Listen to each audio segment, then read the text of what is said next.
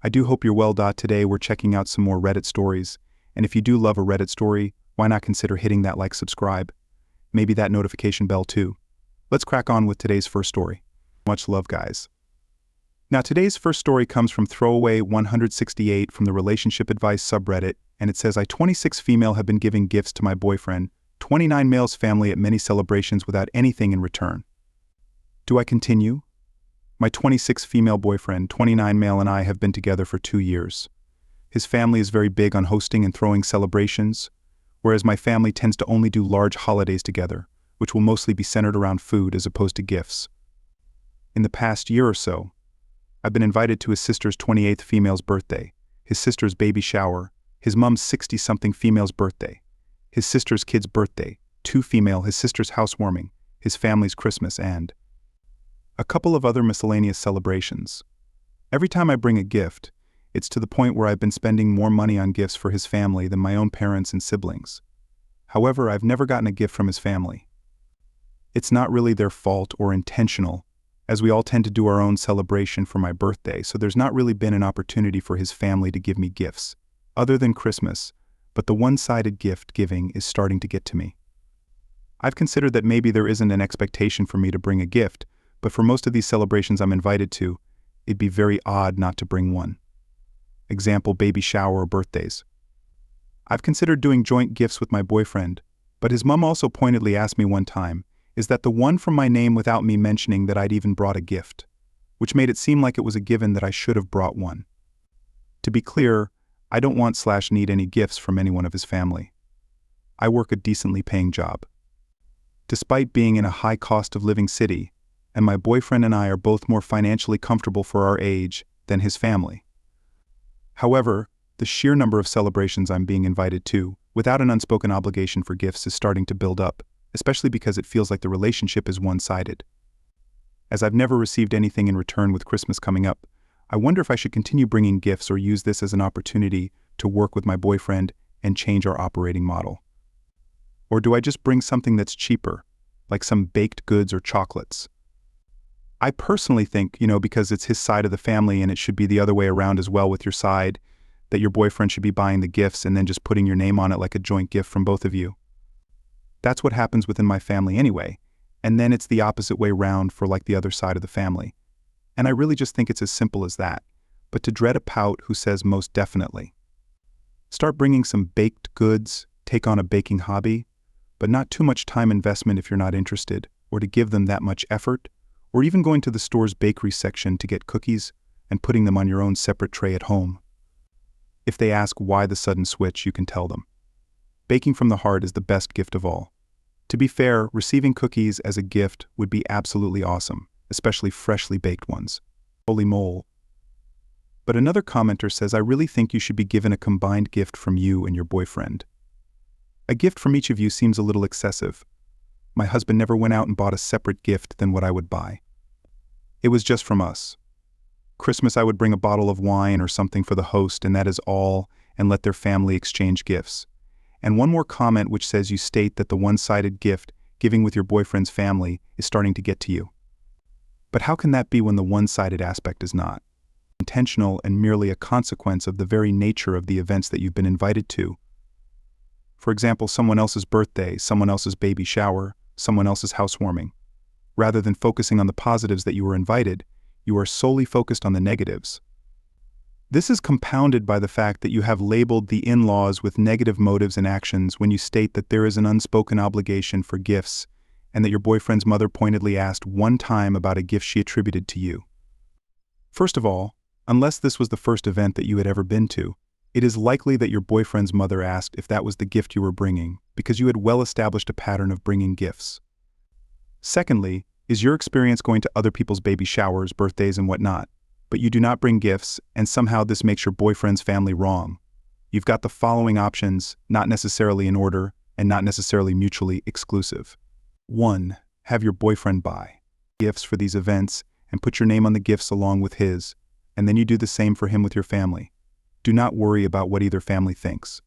I'm quite certain that nobody will care to continue with doing individual gifts, but reduce the investment costs, as you suggested.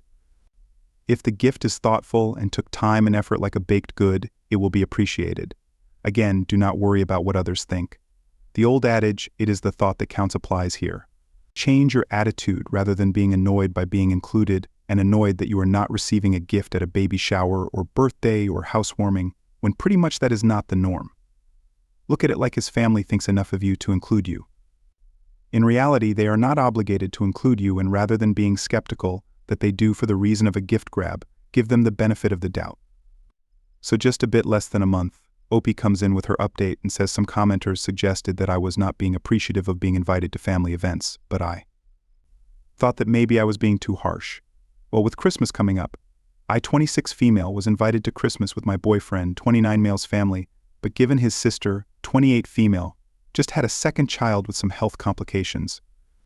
We had a conversation and decided it made sense for me not to join them as I've been flying a lot for work and don't want to put the newborn at risk. That made the conversation about doing joint gifts super easy with my boyfriend, since I physically wouldn't be there out of the blue yesterday though. I received a text from my boyfriend's sister reminding me of their house address to ship gifts to, even though I've driven them multiple times.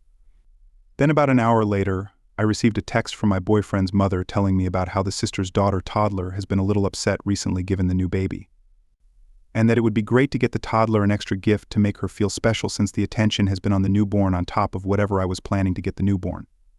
She did top it off with a "you always give such nice gifts" as a compliment. For context, I grew up in a family that taught me not to buy gifts that you wouldn't want to receive.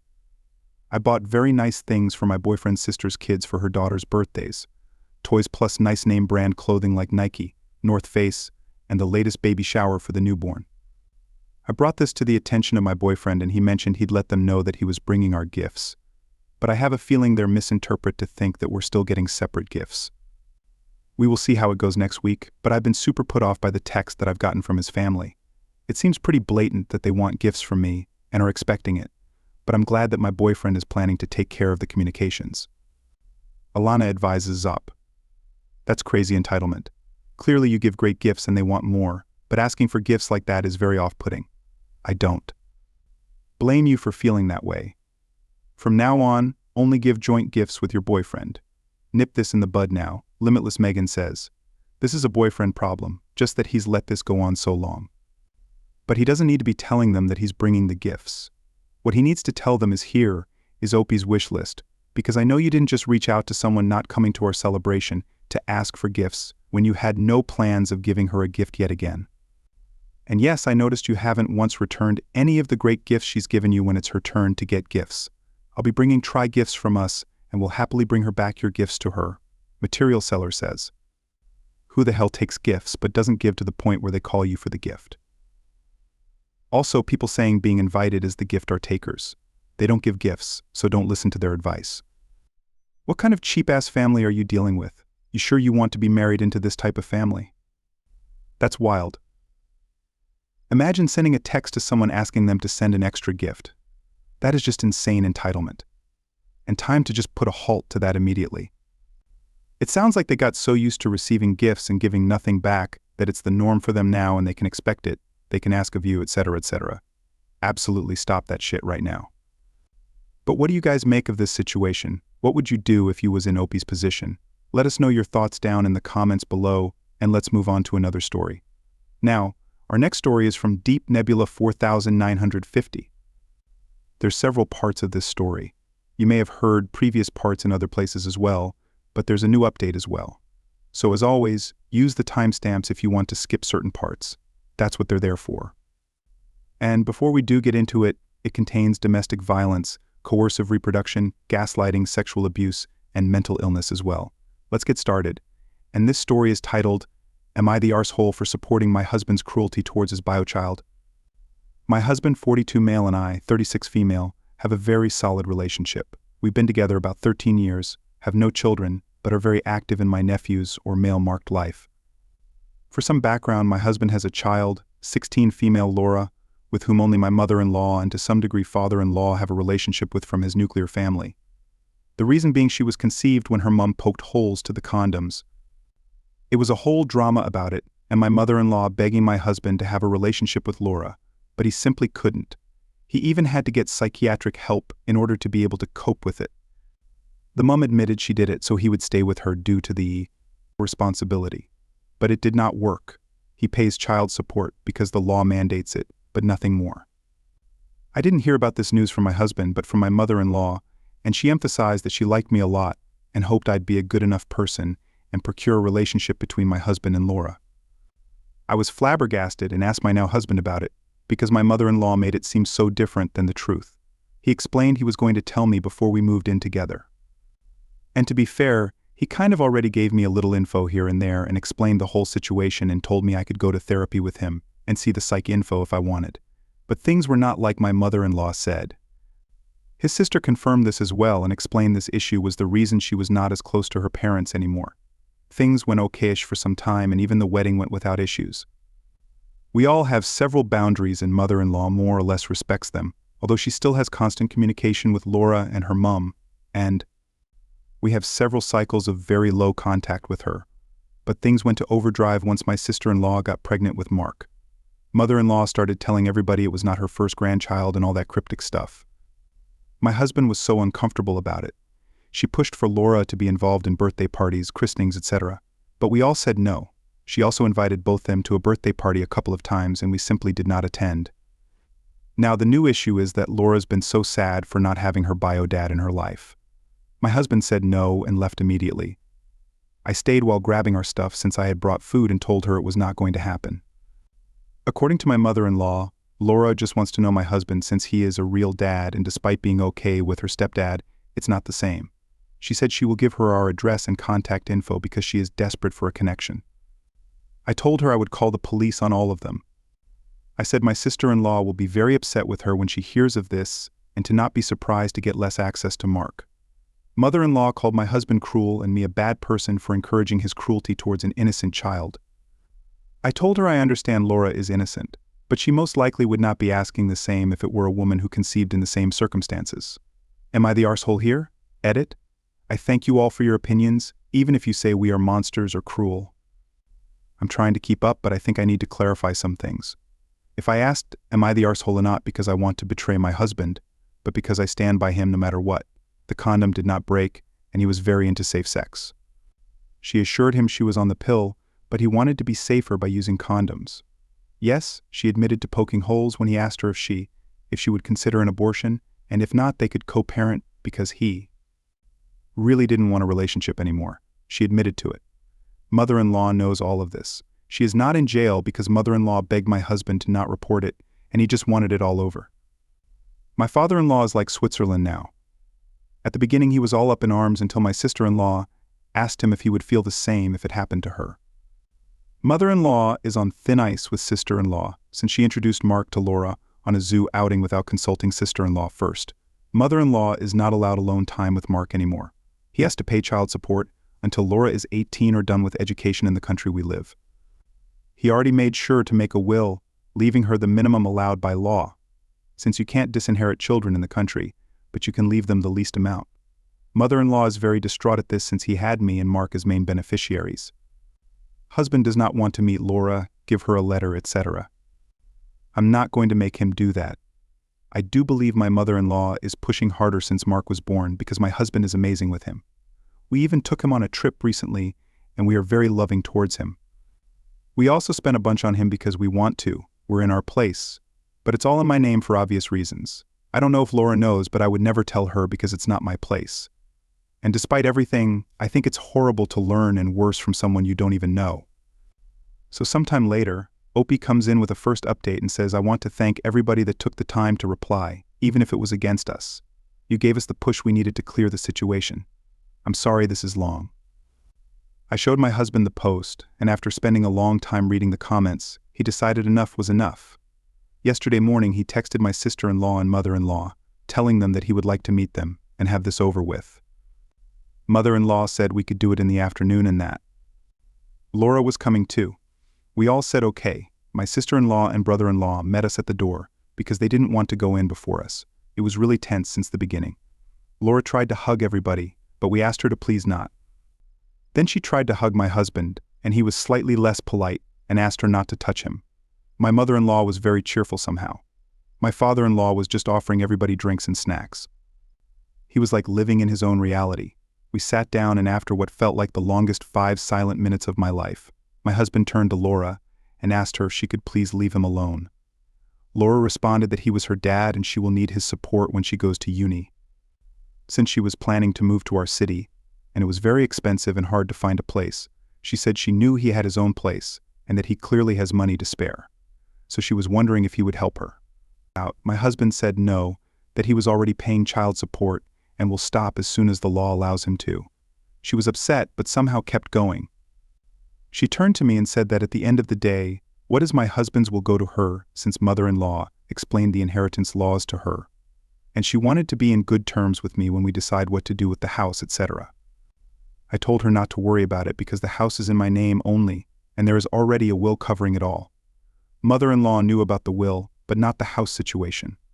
Laura was a bit taken aback and looked at my mother-in-law like asking for help. She said that even if there is no future money, she thought that my husband was unfair to her, and that she used to think he simply didn't want to be a dad. But he is amazing with Mark, and we even take him on trips. My sister-in-law asked her point blank if she knew how he was conceived, and she does. Laura knows everything and says that while it was not the nicest way, her mum wanted her so badly that made it happen. She said sister-in-law should understand because she has her cousin and she would love a relationship with him. My sister-in-law was seething and brother-in-law told Laura he will literally call the cops if she tries to get near Mark. She started crying and saying that she wanted her family to love her and be as awesome as everybody is with Mark. And that's not her fault. And her mum is not a bad person. She just wanted a family and my husband denied him that. My husband said it was the lying and the deception that costed the relationship, not him. That if there was an honest mistake, things would have been different. He told her he will never be her dad and she needs therapy. He said that she could get a job instead of expecting him to pay for a life in the long term, and that he is not willing to have contact after today. Mother-in-law started begging both her kids not to go and maybe do family therapy. They both said they go in no contact with her and father-in-law is on thin ice. Mother-in-law is blocked everywhere. I guess this is it. No contact with mother-in-law from all of us. Sister-in-law and husband seem actually pretty happy with the decision. We had dinner together and the topic was dropped after a couple of minutes, and we focused on other stuff. I'm sorry there is no Disney ending, but this is for the best, and I still support my husband's mental health above all. Edit, I think I would like to play a little devil's advocate regarding the money. When Mark was born, we started being very active in his life. We have yearly passes to the zoo, get him nice things, picking him up from daycare twice per week, got him to Disneyland, Paris, etc. I believe my mother-in-law was showing her pictures and that is why it came out like this. Or at least that is my assumption of it. Her mum is not poor by any means, but she does have 2 other kids. Our city is very popular for student life, which makes it that much expensive. My husband and I are not interested in having or not children of our own. We simply are ambivalent about the issue. I know it might have made mother-in-law even more eager to have a relationship with Laura. We are given a pocket money for some time, but we've decided to stop that as well and let her figure things out with a pension alone. I don't think we have anything else to update in this case, other than if Laura or mother-in-law come around Mark, but I highly doubt this will happen. As much as we don't want a relationship with any of them, these are a teenager and a pensioner, not criminal masterminds. Opie comes in with another update and says I want to start by thanking again to the encouraging messages and F to the ones who's calling us monsters. We're humans and flawed as every single one of the rest. I thought the issue was over and dropped, but it seems it is now. We had some weeks of bliss and chaos afterwards. We are all still recovering from it. Now to what happened to explode our life again, and please keep in mind it brings me no joy. My nephew Mark turned 5 weeks after my update. After so many messages from my mother-in-law and father-in-law, my sister-in-law decided to let them attend, but told mother-in-law she was not to bother me or my husband. My mother-in-law didn't approach us once but kept staring at us, and we decided to ignore her. The issue was that I kept holding my pumped stomach, and my husband kept being goofy about it. I'm not pregnant. I have several intolerances to delicious, yummy things that make me bloated, but I misbehave and eat sometimes. My mother-in-law does not know about most of them, since their age developed and we used to go yo-yo with low contact with her, so I guess she assumed I was pregnant. A week after Mark's birthday party is when everything went to hell. Laura came to my husband's office and made a scene. She was screaming at him how he couldn't believe he was starting over without taking care of his first child and many other insults and stuff. She was throwing office supplies and crying and making a whole deal. So the office manager called the police and an ambulance. She also called me, but by the time I arrived, my husband was having a panic attack in his office and totally sure he was fired. I told him not to worry and I will sort it. I explained everything to everybody from co-workers to police to EMTs. Laura was taken in for evaluation, and the co-workers took a long lunch so my husband could leave without having the awkward walk out. I took my husband home shaking as he was panicking and crying. He said he felt unsafe. I took him to a psychiatrist and the psychiatrist was able to calm it, and we also had a session together days later where he opened up more about what his mom did to him. This has been very expensive, but worth it for sure. Laura was not even in trouble since the office manager agreed to let it go for an apology and payment. The mom, Laura's, was not having it. The moment she saw my husband at the station, she went ballistic and my husband couldn't handle it and had another panic attack. The woman is a fucking doctor, but does not care for it. At the end, she paid for the fine and restitution to the office and took Laura home. As a little background, I would like to share something I recently discovered about my husband's relationship with Laura's mom. Whatever I thought, it was way worse. We'll not go into details, but during therapy it came out. She even threatened him once with a knife. It's been really hard to keep it together lately, but explains a lot of my husband's reactions here. My sister-in-law was so done with my mother-in-law after it, she told her dad he either divorce her or she's cutting him too. It is still a 5050 since sister-in-law is literally father-in-law's favorite person, but he's been married to mother-in-law for like 44 years. My brother-in-law took my husband camping, and they had fun and kept him distracted. He's been mainly on sick leave since the incident. He is a manager, so he would come 1 day a week and then could get the rest of the week covered so he can recover. This was suggested by his bosses. They all feel like they should have protected their employees better. My sister-in-law, husband and brother-in-law and I had a disagreement due to Laura's expenses. I suggested to get her a block payment and requesting she should get therapy, but all of them say she should get nothing. I said I'll be willing to pay for it. But after the new revelations on my husband's relationship with the mom, my sister-in-law is even more up in arms against helping them more than we should. I do feel bad for Laura. I do, and I know the rest. Husband, sister-in-law, brother-in-law used to a little. Now there is no way in heaven to make them help her. The last nice thing my husband did was convincing his bosses to not charge Laura and paying for the monitor she broke. Since his leave, my husband spends a lot of his afternoons with Mark. My sister-in-law and brother-in-law are leading the charge on getting Laura to accept a bulk payment in therapy, but don't want her in their life. Mother-in-law and father-in-law are estranged so far, and my husband goes to therapy once a week and slowly recovering. And before it starts, yes, we know Laura is a victim of her mom, but does it give her a right to re-traumatize my husband? I still stand with my husband and probably will be called the worst of the worst of the worst, but some advice was very good the first few times, so that's why I came back. And then Opie's latest update that they're saying is the last update, and came 5 months later. It said, "Hi. This will be the last update on the situation my family has had going. I again thank you for all the messages, positive or negative, but just want to mention one last thing, and it's bad and awful. Some comments or the chats were worse. I have a thick skin, but if you're going to say such horrible things and have the courage to do it in public, to those helping out and taking the time to have a dialogue, I thank you so much. Since everything happened with Laura at the office, my husband decided to request home office for himself and any other person wanting it on his team. This ended with most of the company going into it and a very big bump on their salaries since they stopped renting the building. This meant the child support payments had to be recalculated since my husband's bump was significant for several reasons. This also made the negotiations about the lump sum I proposed were cut. My husband might have to pay support until Laura's out of university, but we were okay with that. As of now, we have a savings account we both contribute to, but with only my name on it. After all the drama at my husband's office, I received a message from Laura's stepfather. I've never ever met the man in real life before this, but I knew I had to reply to that message. Long story short, he'd been trying to officially adopt Laura for about 10 years, but has always been told by her mom or even my mother-in-law that my husband refused. He was also told that Laura had some relationship with my husband and even stayed with her sometimes, but we wanted to keep things separated. I honestly don't know if he is gullible or simply was trying to make us feel bad. The conversation ended with him promising to get Laura and her mom into therapy, and that was the end of July. My father-in-law dies in September. It was a very sudden stroke and shocked us all, His children organized a lovely funeral, and it was the last time we all saw mother-in-law and Laura. Laura stayed most of the time on my mother-in-law's side, but eventually approached my husband and sister-in-law. She was respectful and even apologized for the incident at the office. She totally ignored me, but I was good with that. She has not tried to contact my husband or sister-in-law since. We've all officially gone no contact with mother-in-law since her stances have not changed at all. The whole family knows the situation, but nobody wants to get in the middle of it because they don't want to deal with mother-in-law's tantrums. The reason this will be my last update is I'm about 4 months pregnant and we are over the moon about it.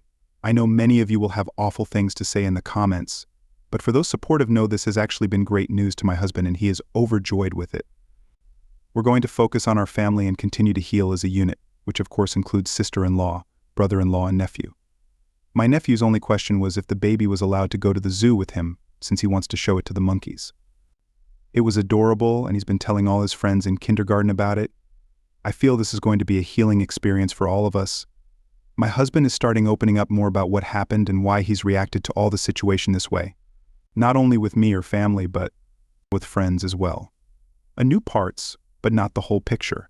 This might enrage many, but sharing the story made him thrive and took a lot of stigma-related guilt he had. Hope Laura and mother-in-law can heal eventually as well. But we need to focus on this new chapter of our lives and can't get sucked into the drama. I wish you all well. Gee bloody whiz, what a messy situation. But now I'm going to turn this one straight to you guys. What do you guys make of this situation? Let us know your thoughts down in the comments below. Now, just a huge thank you for being here today, getting involved in the stories, your love, your support, your time. It always means the absolute world to me. So thank you so much for being here, and hopefully I'll see you in the next one. Take care and much love.